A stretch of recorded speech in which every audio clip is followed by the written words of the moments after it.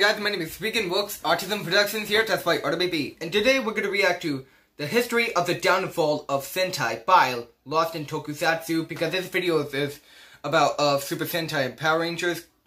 You know, like everyone knows about it. Like I reacted to Remember These Power Rangers spin-off and Japanese Tokusatsu in America.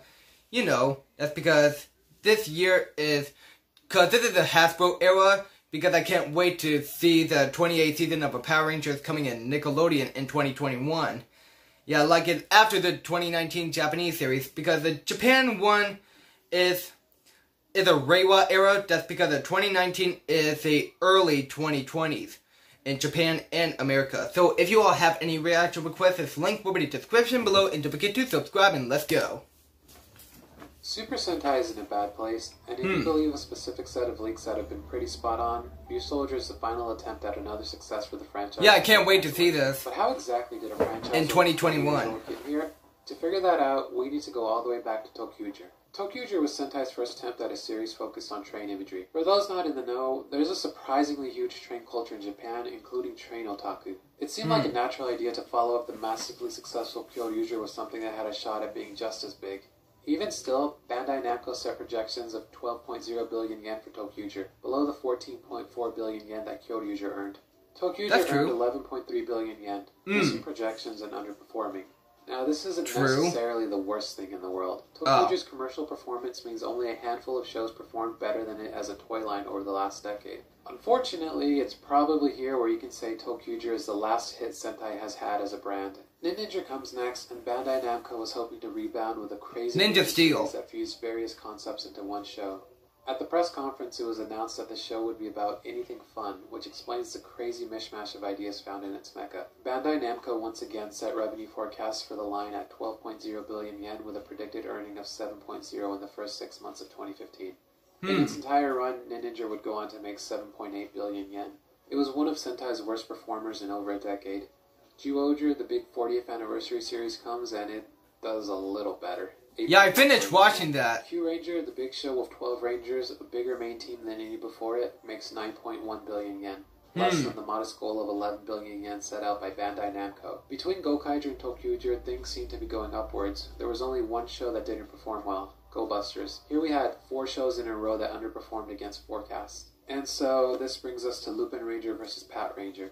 I finished watching that so badly that it will probably go down as the least profitable year ever for Sentai. And that's not a good look for your 43-year-old brand to investors. We can see in the last 2 years that Toei and Bandai have definitely tried to shake things up a bit for Sentai.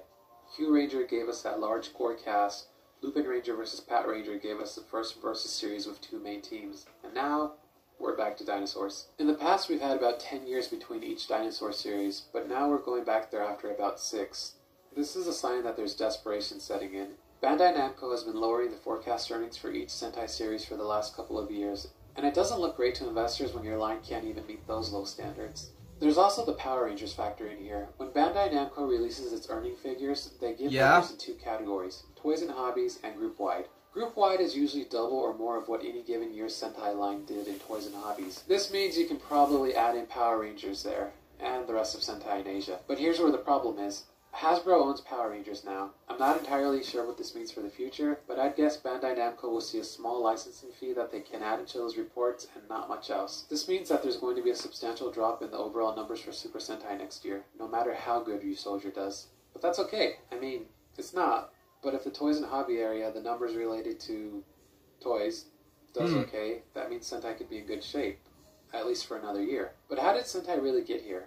That's hard to pinpoint. I personally think it's the robots. Sentai's main sellers are robots, and when you compare Sentai robots to the stuff other brands aimed at the same audiences are selling, it's clear to see that Sentai is lagging in quality. This sort of seems reflected in the Zyuohger teasers and trailers. The robot is sleek, slim, and the action looks to be faster paced than what we've had in years before. It's amazing that Sentai's managed to hold on for this long, but it has. Junichi Kasa, the producer on various shows including Gao Ranger and Goseiger, is now the president of Toei TV. I get the feeling he's the reason Toei hasn't pulled the plug on Sentai just yet. This is a guy that came up I didn't know that. Really wanted to survive. But after a while, there's not a lot that even the president can do. If Zyuohger underperforms or flat out does bad, there's the implication that kids just aren't into the Sentai formula anymore. If even dinosaurs can give Sentai a great year, then where do you go from there? Where can you go from there? Cancellations aren't always permanent, but a break with a few years of market research might do the brand a world of good in being something people can get excited about again. And we're back to the end card thing. So thanks a ton for watching that EBT video. I poured a... Okay. So that's why I didn't know that Gal Ranger of Wild Force and Ghost Ranger of Mega Force like part of the America thing, because I don't know why they're talking about like cancellation things in Super Sentai. So that's because this video is by Lost in Tokusatsu, because I reacted to Tokusatsu in America by IGN and oh yeah, Remember These Power Rangers spin-off by Julio Coolio, because I thought it was Julio Coolio.